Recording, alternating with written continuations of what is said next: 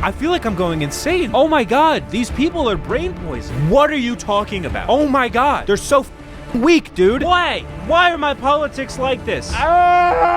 These are the people we trust to run the Democratic Party. These are the people. These are the people. I can't. What are you talking about? I can't. It's the only thing they know how to do. What is wrong with you? Journalism is dead. It's dead. There's no such thing as it anymore. Oh, guys. Have you guys heard?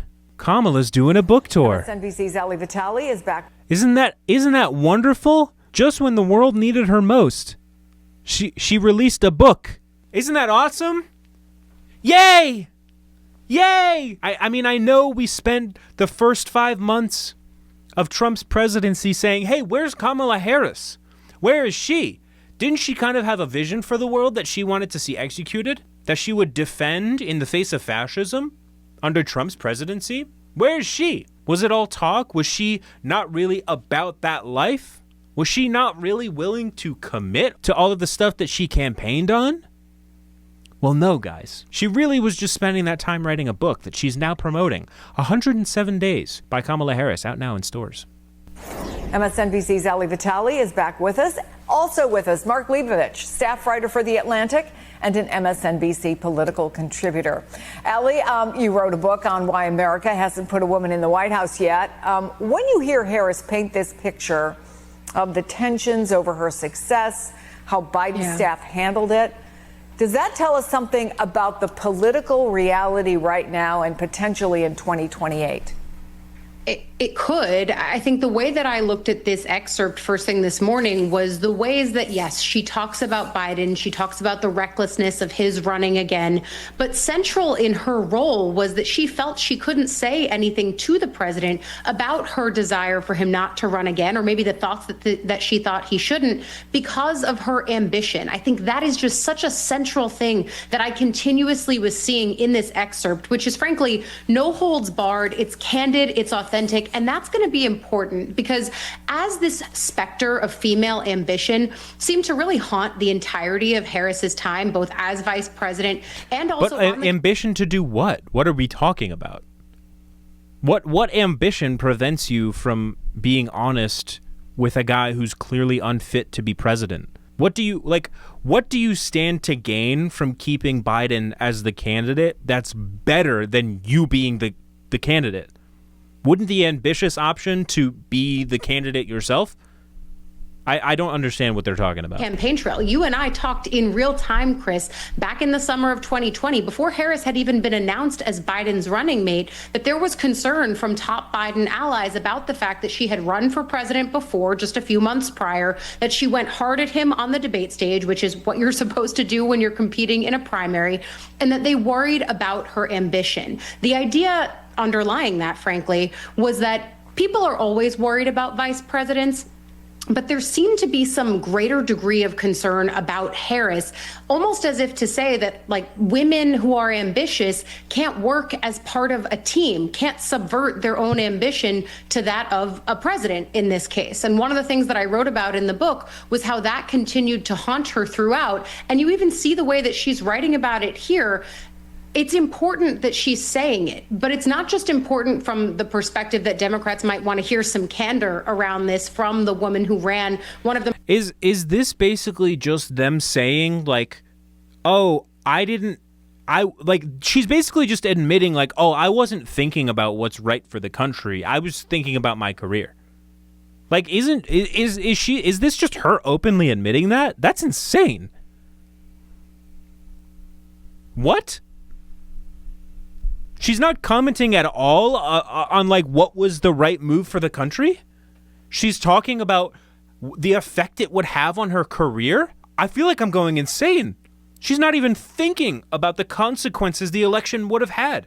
She was thinking about her goddamn fucking job and her career trajectory. That's insane. What a piece of shit. Oh my God. Most chaotic and unorthodox presidential races of our time. But it's also important to whatever her political future is, because studies show that usually voters... Who gives a fuck about your political future? Who gives a shit? You had one job, beat Trump. You didn't do it. If you don't do that, you don't have a political like what even in this weird angle where all you give a shit about is your career, wouldn't you want to fucking win? Oh my God, these people are brain poisoned. They all have like fucking consultant brain. They don't give a shit about anything else except their own career prospect. It's crazy. It's not even a factor in her analysis of the situation. She literally is only analyzing two sides of a question about how the decision for Biden to drop out would affect her personally. Don't dock or tax a female candidate who has run and lost before. I say usually because Harris's race for president was anything but usual. But what's going to be important is her establishing her candor and authenticity. And that means speaking directly and clearly to this moment. So this book shows us the way that she's trying to turn the page in her own next chapter, whether that's putting herself and her brand first or trying to parlay this into some kind of a future bid, whether that's 2028 or something else. Like, she's literally saying, oh, I struggled with, like, do I put myself first or do I put the desires of, like, the person who gave me this position first? She's literally talking about it like it's a fucking promotion at her, like, 9-to-5 job. This is what Democrat officials need to understand. If you are a public servant, if you work in a public office, you don't get to think about your career like that, right? You don't get to think about, oh, what's better, following my ambition or the desires of those above me? You don't get to think about that because aside from those two choices, there's a third one that is the good of the country and the other 340 fucking million people that live in it. What are you talking about? Who gives a fuck about your career, dude? We're in fascism now. Oh my God. Mark, she also writes about Joe Biden, quote, and this is about so many people saying, why didn't somebody say something about Joe Biden? Yeah, why didn't they? Why the fuck didn't they? That's a good ass fucking question. I knew it would come off to him as incredibly self-serving if I advised him not to run. He would see it as naked ambition, perhaps as poisonous disloyalty, even if my only message was, don't let the other guy win. They're so fucking weak. I hate them. I hate all of them. They're so fucking weak, dude. These people deserve to suffer. And we're the ones doing the suffering, not them. That's what really burns me about it. They don't give a fuck. Oh, I thought about saving the country from fascism, but it felt like it would be a little mean to my boss. Fuck you! Holy shit, dude. That's actually what she's saying. Yeah, I thought about doing the right thing for the country, but it would have been personally awkward for me to say that. What are you talking about? These are the people we trust to run the fucking Democratic Party. These are the people. These are the people. I knew it would come off to him as incredibly self-serving if I advised him not to run. He would see it as naked ambition, perhaps as poisonous disloyalty, even if my only message was, don't let the other guy win. It's Joe and Jill's decision. You are fucking less than dirt to me, bro. Holy shit. The fact that you can acknowledge the threat here and still choose to look the other way because it's personally awkward for you, eat shit. Actually, holy fuck. These people don't give a fuck about anything besides their careers. They will literally sell the country away to avoid one awkward conversation, to be perceived as unprofessional one time. They will sell out the entire country for a century, so that their career might be slightly better 25 fucking years down the road. I can't fucking believe these people. And they have the nerve to write a book about how hard it was to make that decision. Fuck you. And MSNBC reports on it as if it's some virtuous sacrifice that she had to make. I can't believe the media environment we're in. Journalism is dead. It's fucking dead. There's no such thing as it anymore. It's Joe and Jill's decision, we all said, that like a mantra, as if we'd all been hypnotized. Was it grace or was it recklessness? In retrospect, I think it was recklessness. It was selfishness. It was selfishness. It wasn't reckless. It was calculated. It was selfishness. It was a conscious choice. It wasn't a mistake. It wasn't reckless. It wasn't careless. It was a calculated, selfish choice. I wonder, Mark, how you think that passage will be received by many critics. Again, many of them Democratic voters, to be fair, who believe that too many people kept quiet, who may have known what was happening behind the scenes. Yeah, I mean, a lot to unpack here. I mean, first of all, I read the excerpt. I will say, you know, I work for the Atlantic, so I guess my colleague Kamala Harris wrote this excerpt, right? I had low expectations. I expected this to be kind of very, very sort of dissatisfying, kind of very calculated. Is he gonna praise this fucking shit? I can't watch this if he's gonna glaze it. So forth. I thought it was much more candid than I expected. I haven't read the whole book, but certainly the excerpt, and again, I'm not just saying this for self-serving Atlantic reasons, it's very, I thought it was very compelling. Look, I think she is walking quite a tightrope here. I appreciated her candor. I also, when she said she couldn't speak at the time about him being too old as the vice president, given her position, that rings 100% true. I mean, and also, fuck these people for pretending like it was just one choice she had to make.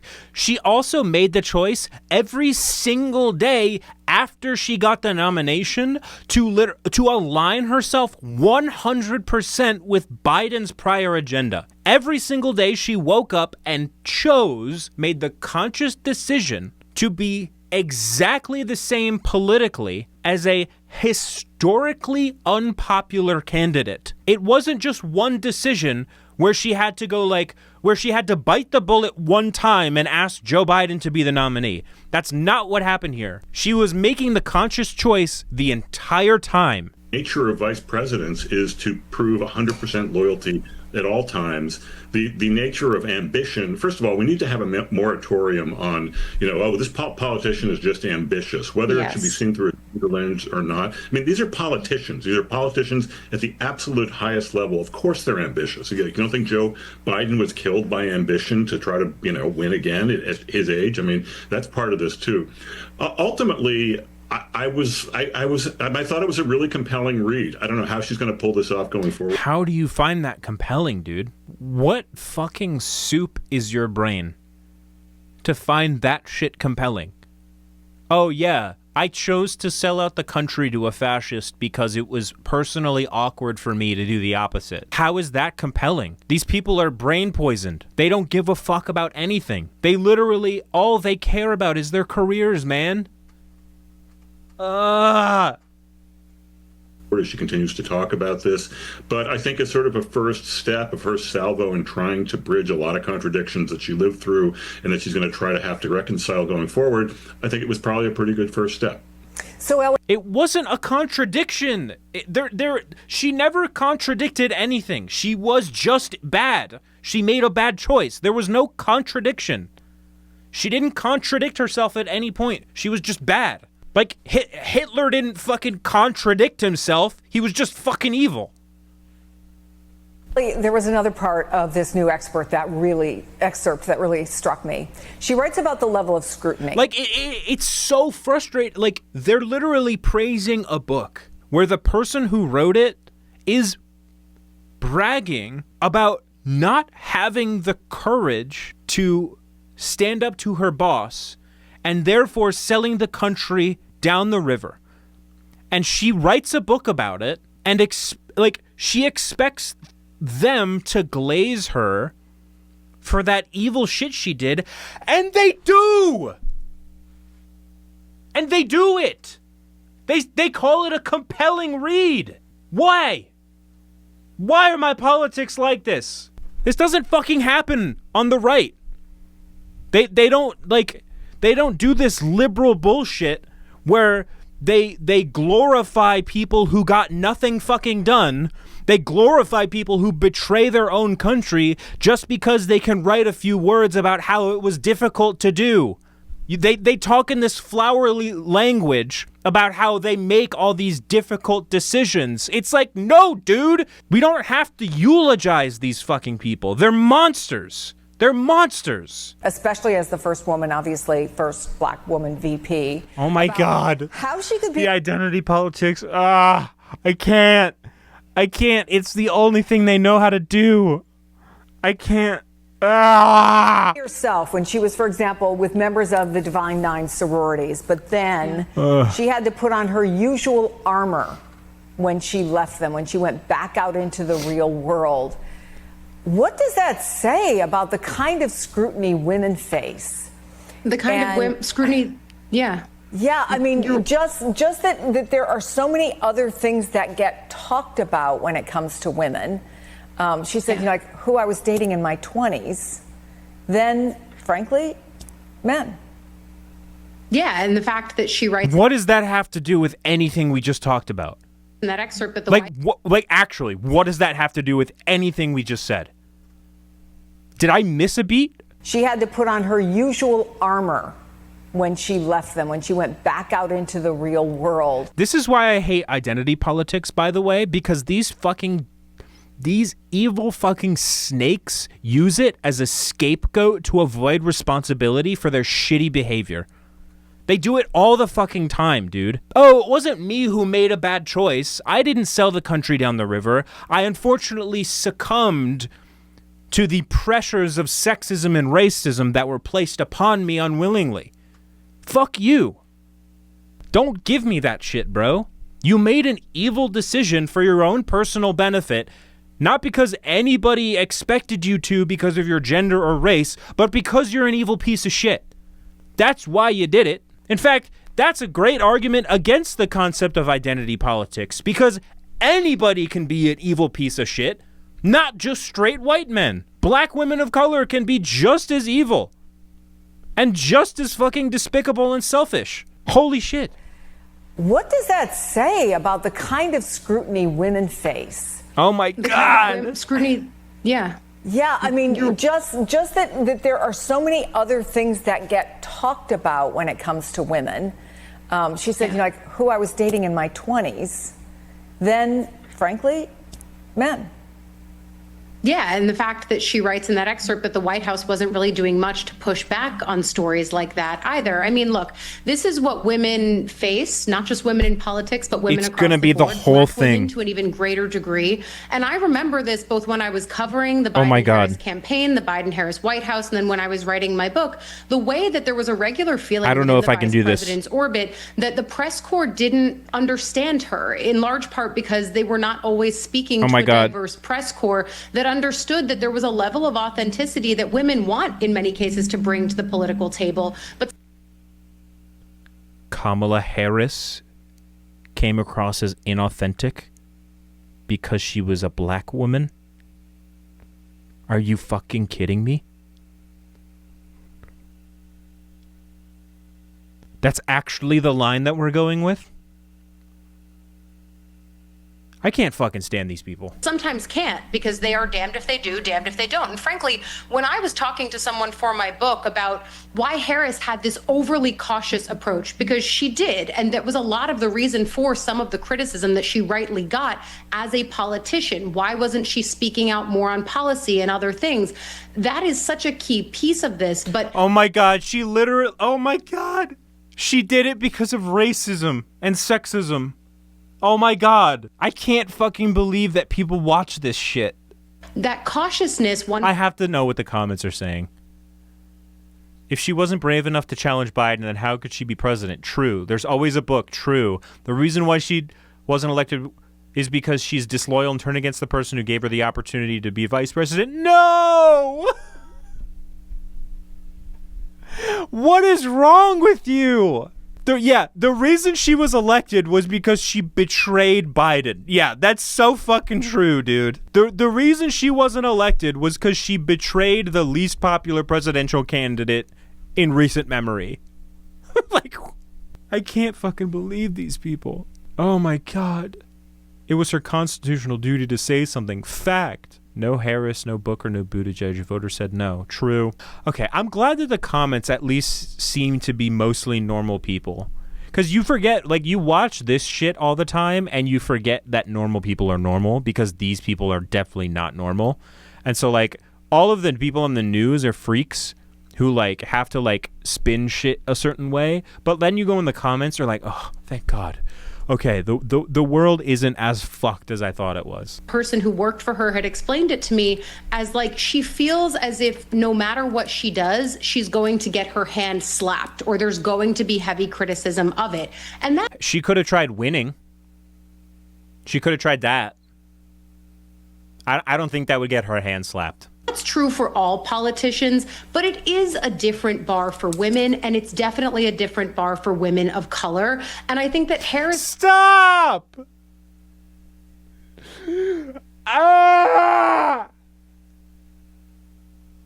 was really the highest paradigm that we had ever seen tested of that. She talks in this piece, Chris, about how she was the first vice president with a truly dedicated press pool, reporters who would follow her in small numbers wherever she went. And in large part, that's because she was a first. She was novel in the role of being vice president. And one of the things that her team often felt was unfair was that there was this higher level of expectation for Harris to do more with the role of vice president, that she should change it somehow fundamentally simply because she looked different than everyone who had ever had the job. And it forces us to think about, well, were we ever thinking, well, where's Mike Pence on this random Tuesday? Why don't we? Is this not just like bigotry of low expectations? Like, sure, the Biden administration did ask more from Kamala Harris than like VPs typically get asked to do, but like she accepted all of that willingly, and the Democrats bragged about it all the time during the Biden administration. And now all of a sudden it was like this huge burden. I just don't buy that shit. It's so disingenuous. Hear more from Joe Biden as vice president.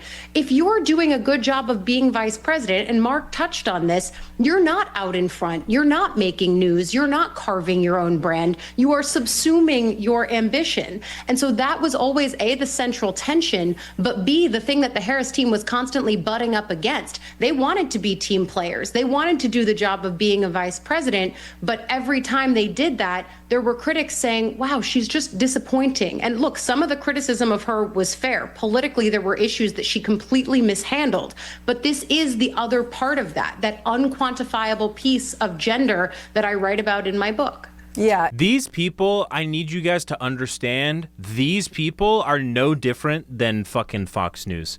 They will lie until their fucking teeth fall out. They will just lie for probably any amount of money. They just get their talking points and go. It doesn't matter how provably false it is or how little it makes sense. They will just say whatever old shit to make establishment Democrats look good. They will just say fucking anything. They're exactly like Fox News. And you were working for a president who had gone through 2 terms of understanding exactly what's that like. So, Mark, look, the three of us are all people whose bookcases are probably filled with various political books, memoirs. So when I was told at 5 o'clock this morning, Atlanta got the excerpt of... Like, imagine your job is a political commentator, like an analyst on fucking MSNBC. And your fucking great synthesis is Kamala's hands were tied because of sexism and racism in 2024. Like, that's your big idea? How much do these people get paid to come up with that garbage? I can't. Kamala Harris, I'm like, yeah, well, what's in it? I agree with both of you. I mean, I was surprised by it, and it's compelling. She comes off as a tough, straight shooter. But is that how people will read it, do you think, Mark? That's not what straight shooting is. Straight shooting is not when you take the least beneficial choice for the most amount of people because it betters you personally. That's not what straight shooting is. Oh my fucking God. Yeah, guys, she's so pragmatic. She's so pragmatic that she was thinking about her career even when the country was on the line. That's how pragmatic she is. What are we talking about? Or is she burning some bridges here? Where do you... put I that? think it's pretty delicate. Look, in some ways, this book is kind of a microcosmic version of her presidential campaign, and that her presidential campaign, look, she did her best. I think she ran a decent campaign. She was in an impossible situation for a lot of reasons. She might not have won anyway, given the political landscape of 2024, and I think she'll be punished for that, and she'll be punished for. Kamala Harris could have won so easily, and she just chose not to. This is what people don't get. If she took the right positions on stuff, insta win, landslide. Do you know how unpopular Donald Trump is? Do you know how unpopular Donald Trump is? Do you know how hard it is to be less popular than fucking that guy? What is seen as the sins of the Biden administration, whether it's fair or not fair. I do think that the reaction to this will probably be subsumed by a lot of backbiting from the Biden loyalists necessarily. I mean, I think the Andrew Bates thing is, it's sort of like an initial statement. It didn't really say anything, but. I think, look, there's going to be people certainly within Biden world who accuse her of disloyalty. They're going to be rolling their eyes. They might come back with other stuff. So it could get a little bit ugly. But look, I think as for what she was trying to do, I appreciate it. Or, I think she was as candid as she probably could get, given the. This is the thing. They will just never say anything bad about establishment Democrats, no matter how obvious it is that they are evil. Dude, she literally tells that, in the book, she says, I made an evil decision to better myself personally. Yes, I did that. And they're still man, it was a really compelling read. She really tells it like it is. She's so pragmatic. She's so ambitious. What are you talking about? You're glazing her. She's literally looking you in the eye and saying, yeah, I'm evil. And you're glazing her for her candidness. You're an idiot. Framework of what she lived through, and also given the medium of writing a memoir when you actually might have a political career that you want to have in front of you. So, look, I don't know, but I do think that there'll be a lot of fallout from this, and it will probably subsume a lot of the coverage in the next few days. We've got 30 seconds, so let me ask you, Ali Vitale. Again, we only read this small excerpt, but does it sound like someone who will run for president again? Maybe. I think the biggest thing I'm going to be watching on the book tour is, does she turn the page? She had to contend with this issue of Biden. What did she think? Should he have run? All of it. If she had done it in the way that she was staying mum, no daylight kid, as our colleagues John Allen report in his book, then people would have criticized that. This is her authenticity. This is her candor. And I think that that's what we're seeing. If that's what's in the book, she's got to establish her own brand again before she has any political future. Maybe that's what we're watching. Time will tell. These people are fucking evil, man. They will just say any old shit as long as it's favorable to establishment Democrats. They'll just fucking say anything. It's insane. I actually can't believe how dishonest that was. Here's a video of Jake Tapper reading some excerpts from the Kamala book. In case you guys needed more of that shit. Let's fucking do it. Big buzz in D.C. today is the excerpt from former Vice President Kamala Harris's book, 107 Days. And in it, she writes fairly candidly about her feelings about President Biden running for re-election. In one section of the excerpt, she says, "It's Joe and Jill's decision. We all said that like a mantra, as if we'd all been hypnotized. Was it grace or was it recklessness? In retrospect, I think it was recklessness." It was selfishness, bro. It wasn't careless. It wasn't a mistake. It was calculated. She weighed the pros and cons and made a choice. It wasn't reckless. The stakes were simply too high. This wasn't a choice that should have been left to an individual's ego, an individual's ambition. It should have been more than a personal decision. That's a pretty stark assessment of the fact that she thinks that it was she's literally saying, I made a decision for the whole country based on my personal shit. She literally says in the excerpt, it should have been more than a personal decision, i.e., I only factored in my personal shit when making this decision that I made that affected the entire country. And Jake Tapper gets on here and fucking glazes her for it, for her candidness. What are we doing, dude? These people have no spine. It's insane. She's literally saying to you, point blank, I made a fucked up decision. I did a bad thing. In retrospect, shouldn't have done that. And you're like, man, I can't believe how candid she's being. Good for her, man. Kamala 2028.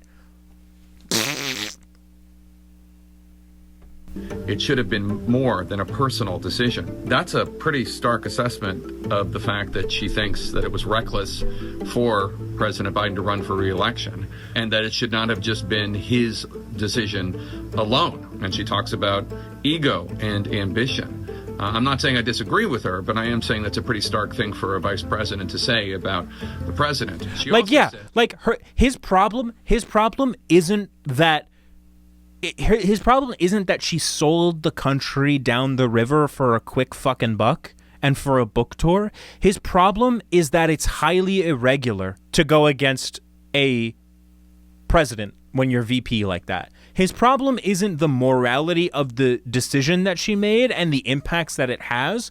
His problem with the situation is that Kamala Harris broke political norms. She went against procedure. It's like these people, their minds are wired differently than you and mine. They don't think like us. In terms of the aging process that she witnessed with President Biden, quote, many people want to spin up a narrative of some big conspiracy at the White House to hide Joe Biden's infirmity. Here is the truth as I lived it. Joe Biden was a smart guy with long experience and deep conviction, able to discharge the duties of president. On his worst day, he was more deeply knowledgeable, more capable of exercising judgment, and far more compassionate than Donald Trump on his best. But at 81, Joe got tired. Yeah, this is also saying nothing and is a fucking lie. Like, just a lie. Joe Biden was a smart guy with long experience and deep conviction, able to discharge the duties of president. Did you see the fucking debate, dude?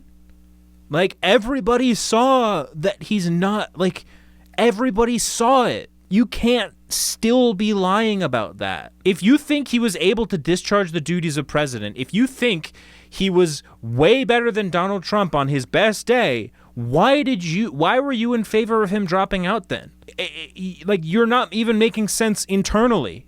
You're not consistent even internally, bro. Worst day, he was more deeply knowledgeable, more capable of exercising judgment, and far more compassionate than Donald Trump on his best. But at 81, Joe got tired. He got tired?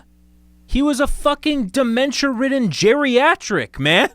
Bro mumbled more than he said words, dude. You can't be a president like that. The idea that he was fit to do the job but just, like, losing steam is such a bold-faced lie. Like, not even Democrats believe that shit.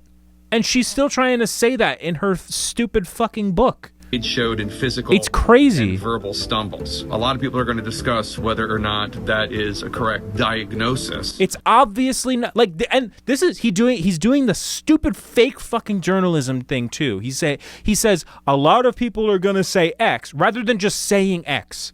Rather than just saying something, he goes, "Oh, I can see a lot of people are going to say this thing." Just have a take, have an opinion, have a worldview. Have something to say. I'm so sick of this shit. If it's just him being tired when the president at the time during that debate in the summer of 2024 couldn't articulate a coherent sentence at times. Dealing with everything we have to do with... Like, of course.